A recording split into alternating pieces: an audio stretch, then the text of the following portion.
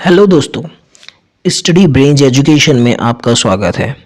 Indian polity by M Laxmikanth की हम series कर रहे हैं, जिसकी ये 4th चैप्टर की आखिरी वीडियो होने वाली है। इसमें हम कवर करेंगे जस्टिस, लिबर्टी और इक्वालिटी को। जस्टिस क्या होता है, लिबर्टी क्या होती है, इक्वालिटी को क्या होती है, हम उसको अच्छे से इस वीडियो में पढ़ने वाले हैं, तो वीडियो को एंड तक ज़रूर देखें। सबसे पहले बातें करते हैं जस्टिस की कि जस्टिस क्या होता है। जस्टिस बेसिकली किसी को न्याय दिलाना होता है। न्याय यानी कि हम किसी को एक न्याय दे रहे हैं, अब वो अलग अलग कॉन्टेक्स्ट में अलग अलग तरीके से देखा जाता है। जैसे कि जस्टिस के 3 टाइप होते हैं: social justice, economic justice, political justice. अब इन तीनों वे में हम एक एक करके समझते हैं, और एक 4th टाइप और निकल के आया है जिसको बोलते हैं हम डिस्ट्रीब्यूटिव जस्टिस। एक एक करके अब हम इन चारों को अच्छे से समझते हैं। सोशल जस्टिस क्या होता है? सोशल जस्टिस होता है कि हम बिना ये देखें कि एक इंसान कौन सी कास्ट से बिलोंग करता है, कौन से रिलीजन से बिलोंग करता है, कौन से एज का है, और अगर वो पढ़ा लिखा है या नहीं है, उसका जेंडर कौन सा है, उसकी रेस कौन सी है, कलर कौन सा है, इन सब चीज़ों को देखे बिना हम इक्वल ट्रीटमेंट सबको दे रहे हैं। यानी कि एक सोसाइटी में कोई बंदा हिंदू है, कोई बंदा मुस्लिम है, कोई बंदा सिख है, कोई बंदा ईसाई है, हर किसी के लिए एक अगर कोई क्राइम कर रहा है या फिर हर किसी को अगर हम कोई जस्टिस दे रहे हैं, तो हम ये बिना देखे दें कि उस बंदे का रिलीजन क्या है, एज क्या है, सेक्स क्या है, रेस क्या है। हमें बस हर किसी को एज अ इंडियन ट्रीट करना है। हर कोई अपने लिए बराबर है अकॉर्डिंग टू कॉन्स्टिट्यूशन, हर किसी की इक्वल वैल्यू है। तो हम किसी को भी किसी के जेंडर के बेस पे या फिर किसी भी चीज़ के बेस पे हम अलग अलग तरीके का ट्रीटमेंट नहीं कर सकते। अगर कोई बंदा पुअर है, कोई बंदा कोई भी काम कर रहा है, यानी कि कोई रिक्शा चला रहा है या फिर कोई प्रेसिडेंट है इंडिया का, अगर उसने सेम क्राइम करा है तो उसको सेम ही ट्रीटमेंट दी जाएगी। समझे? इसको बोलते हैं हम सोशल जस्टिस। उसके बाद आते हैं इकोनॉमिक जस्टिस पे। अगर हम इंडिया की बातें करें तो इकोनॉमिक जस्टिस इतना ज़्यादा सक्सेसफुल नहीं है, क्योंकि इसके बीच में एक लिबर्टी है जो टांग अड़ा देती है। आगे हम लिबर्टी में पढ़ेंगे वो कैसे होता है। इकोनॉमिक जस्टिस का क्या मतलब है कि हर किसी के पास एक जैसे पैसे हों, हर किसी के पास एक जैसी लाइफ हो। लेकिन हाँ, ये ऐसा पॉसिबल नहीं हो पाता। कोई यहाँ पर अंबानी भी है और कोई यहाँ पर बहुत ज़्यादा गरीब भी है। गरीब की तादाद यहाँ पर बहुत ज़्यादा है। लिबर्टी, पहले हम थोड़ा सा लिबर्टी पढ़ते हैं, देन उसके बाद अच्छे से इसको पढ़ेंगे। लिबर्टी का मतलब होता है हर किसी को एक राइट है कि वो जो चाहे अपनी काबिलियत के हिसाब से कमा सकता है, उतने पैसे अपने पास रख सकता है जितने वो कमा सकता है। लेकिन अब हम इकोनॉमिक जस्टिस की बातें करें तो उसका मतलब क्या है कि हर किसी के पास बराबर पैसे होने चाहिए।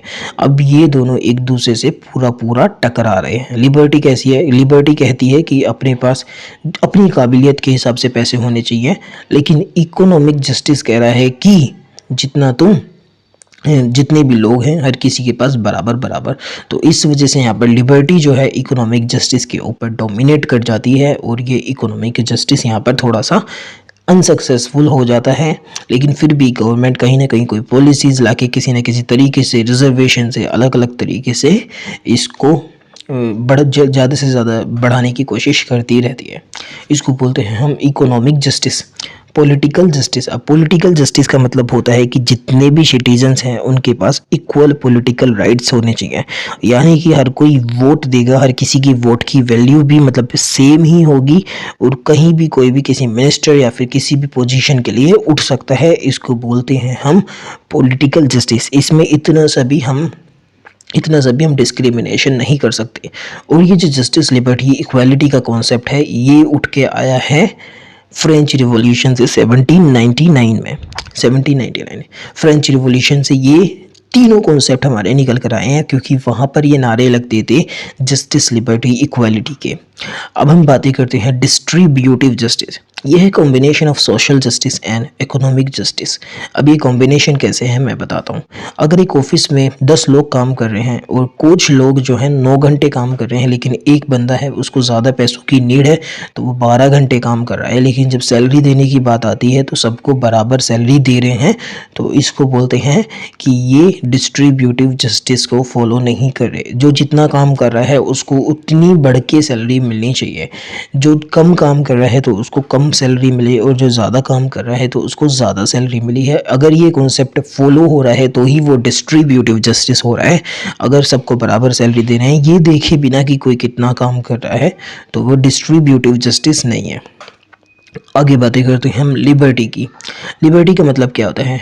हम किसी चीज़ पे रोक लगाने से उसको हटा रहे हैं, यानी कि absence of restraints on activities of individual. यानी कि कोई बंदा कुछ करना चाह रहा है तो हम उसको वो करने दें, उसके ऊपर हम किसी भी तरीके की पाबंदी ना लगाएं, किसी भी किस्म का हम उसके ऊपर रोक ना लगाएं। अगर वो कुछ भी करना चाह रहा है देन उसको वो करने की परमिशन दें, हम उसमें इंटरफेयर ना करें। अब लिबर्टी को भी अलग अलग तरीके से देखा गया है। Liberty of thoughts, liberty of expression, liberty of belief, liberty of faith and liberty of worship. यानी कि हम जो चाहें वो सोच कर सकते हैं, बोल सकते हैं, यकीन कर सकते हैं। हम किसी भी रिलीजन में फेथ एंड वर्शिप, हम किसी भी रिलीजन को फॉलो कर सकते हैं, वर्शिप कर सकते हैं, या फिर हम किसी रिलीजन को फॉलो ना भी करना चाहें तो हम एथीस्ट यानी कि नास्तिक बन के रह सकते हैं। इसको बोलते हैं हम liberty, liberty of belief, faith and worship. इसमें जो गवर्नमेंट है वो बिल्कुल भी इंटरफेयर नहीं करेगी किसी भी तरीके से।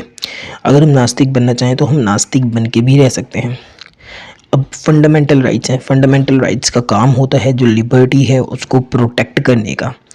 लेकिन हाँ, अगर हमको लगता है कि हमारी लिबर्टी पे गवर्नमेंट इंटरफेयर कर रही है, कोई ऐसा कानून बना रही है जिससे हमारी लिबर्टी पे सवाल उठ रहे हैं या फिर हमारी लिबर्टी कहीं ना कहीं कम हो रही है, तो हम डायरेक्टली सुप्रीम कोर्ट जा सकते हैं, हाई कोर्ट जा सकते हैं, ये बोलने की हमारी लिबर्टी को गवर्नमेंट ओप्रेस कर रही है। तो सुप्रीम कोर्ट्स क्या करेगा, वहाँ पे जाकर एक रिट जारी करेगी। अब 4 अलग अलग तरीके की रिट्स होती हैं, वो मैं पिछले वीडियोज़ में पढ़ाई हैं, आप जाकर एक बार देख सकते हैं। सुप्रीम कोर्ट का क्या काम होगा, वो अलग अलग रेट्स जारी करेगा और वो गवर्नमेंट के खिलाफ एक्शन लेगा, तो उससे उस बंदे की लिबर्टी बची रहेगी। तो फंडामेंटल राइट्स एक गार्ड की तरह काम करते हैं लोगों की लिबर्टी को बचा के रखने के लिए। अब लिबर्टी का कॉन्सेप्ट खुद में ही इतना ज़्यादा वाइड है, लेकिन इसमें भी कहीं ना कहीं कुछ बातें निकल के आती हैं कि हम अपनी लिबर्टी को तो एंजॉय कर सकते हैं, बस हम अपनी लिबर्टी को एंजॉय करते करते उसमें इतने ज़्यादा मगन ना हो जाएं कि हम दूसरे की लिबर्टी को नुकसान पहुंचाए। यानी कि अगर हमें बोलने की अनुमति है, हमें सोचने की अनुमति है, परमिशंस हैं, हमको जो हम चाहें सोचें, जो हम चाहें एक्सप्रेस करें, लेकिन हमारा मतलब ये नहीं है कि हम किसी के लिए बुरा सोच रहे हैं तो उसको हम बुरा एक्सप्रेस करें, हम किसी के सेंटिमेंट्स को हर्ट करें। अगर हम किसी रिलीजन के खिलाफ बोलें, हम ये सोचें कि हमारा रिलीजन ही एकदम फर्स्ट नंबर पे है, हम किसी और के रिलीजन को अलग अलग चीज़ों अलग अलग बातें बोलें, तो वो लिबर्टी हमारी, हम अपनी लिबर्टी का गलत फ़ायदा उठा रहे हैं, देन हमारे खिलाफ एक्शन भी लिया जा सकता है। फिर ये जो कॉन्सेप्ट है लिबर्टी का, इसको फिर से उठाया गया है French revolution 1799। Justice, liberty, equality French revolution 1799 से ही उठाई गई हैं। अब हम आगे बातें करते हैं इक्वालिटी की। अब ये इक्वालिटी खुद में बहुत ज़्यादा वाइड है, तो इसको ध्यान से समझें।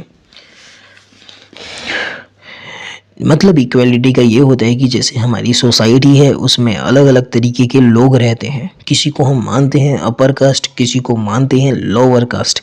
हालांकि अकॉर्डिंग टू अवर कॉन्स्टिट्यूशन ऐसा कुछ भी नहीं है। हम लोग इंडियन हैं, हम लोगों की इक्वल दर्जा है, हम लोगों पे किसी का जोर नहीं है, हर किसी की कास्ट बराबर है। इस कॉन्स्टिट्यूशन के लिए हर कोई एकदम एक समान है। लेकिन फिर भी इक्वलिटी का मतलब ये है हम किसी सर्टेन सेक्शन ऑफ सोसाइटी को, हम मतलब किसी भी सोसाइटी को कुछ भी स्पेशल प्रोविजंस नहीं दे सकते। हमारे लिए हर कोई बराबर है, हमारे लिए हर कोई समान है। हम किसी भी एक इंसान को या फिर हम किसी भी स्पेशल सेक्शन को हम कोई स्पेशल प्रोविजंस नहीं दे सकते। जो चीज़ें इंजॉय कर रहा है इंडिया का प्रेसिडेंट, प्राइम मिनिस्टर, वो ही इंजॉय करेगा किसी गांव में बैठा हुआ कोई रिक्शे वाला, ऑटो वाला। इस तरीके से कॉन्सेप्ट होता है इक्वालिटी का।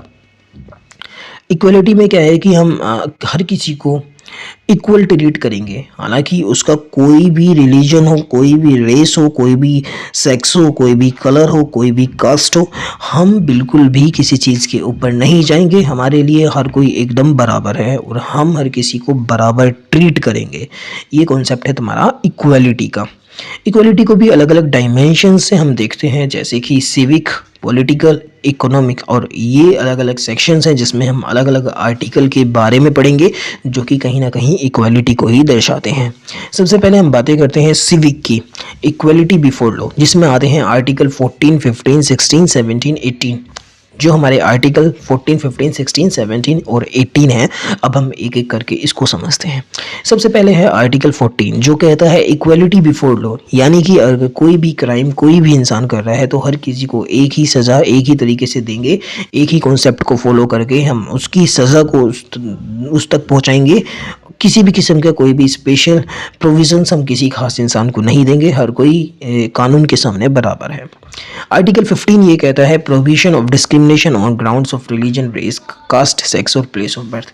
हम किसी भी तरीके का कोई भी स्पेशल प्रोविज़न इस बेस पे नहीं देंगे कि किसी इंसान की या किसी सेक्शन का रिलीजन क्या है, रेस क्या है, कास्ट क्या है, सेक्स मेल है या फीमेल है, और जो उसका बर्थ प्लेस है वो कहाँ का है।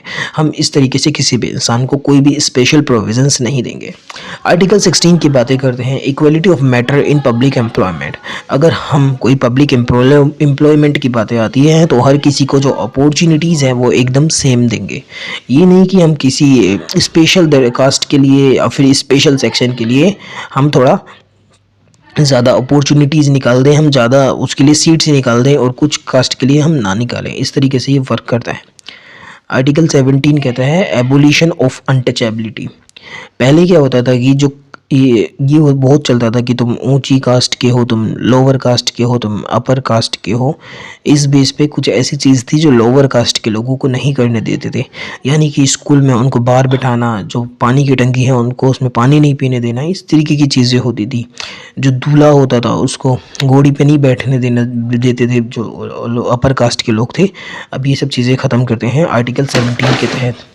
आर्टिकल 18 की बातें करें तो एबोलिशन ऑफ टाइटल्स, यानी कि जैसे पहले लोग थे, कोई महाराजा था, कोई बड़े बड़े वंश के लोग थे, वो अपने सामने टाइटल लगाते थे, राजा महाराजा, ये सब टाइटल्स यहाँ पर ख़त्म हो जाते, हर कोई इक्वल है। अब पॉलिटिकल इक्वलिटी की बातें करते हैं। Article 325 no one is ineligible to vote, यानी कि हम किसी भी रिलीजन, रेस, कास्ट, सेक्स और प्लेस ऑफ बर्थ के आधार पर हम किसी को ये नहीं कह सकते कि तुम वोट नहीं दे सकते। यहाँ पर 18 साल की उम्र होते ही हर कोई वोट देने के लिए एलिजिबल है। हाँ, बस अगर कोई इंसान ने कोई ज़्यादा बड़ा क्राइम कर रखा है तो वो वोट नहीं दे सकता, या फिर कोई अपने माइंड उसका ठीक नहीं है तो वो वोट नहीं दे सकता। और क्राइम, छोटे मोटे क्राइम पे तो उनको अलाउड रहता है वोट देना। एडल्ट सफरेज, यानी कि हर कोई 18 प्लस होते ही एकदम वोट देने के लिए एलिजिबल है। किसी भी तरीके की चीज़ की वजह से वो वोट ना दे, ऐसा नहीं हो सकता। इसके बाद हम बातें करते हैं economic equality. DPSP gives all people right to live educate life. Economic equality को जो है directive principles of state policy ये फुलफिल करते हैं। ये हर किसी को बोलते हैं कि तुम एक अच्छी खासी ज़िंदगी जियो। आर्टिकल 39, लेकिन फिर भी इसमें लिबर्टी जो है वो कहीं ना कहीं दखल अंदाजी करती है। फ़िलहाल आज के लिए इतना ही। Thank you guys. अगर आपने इतनी वीडियो देखी हो तो मेरे चैनल को सब्सक्राइब करें, वीडियो को लाइक करें ताकि आप आगे की सीरीज़ की एक भी वीडियो मिस नहीं कर पाएँ। Thank you guys.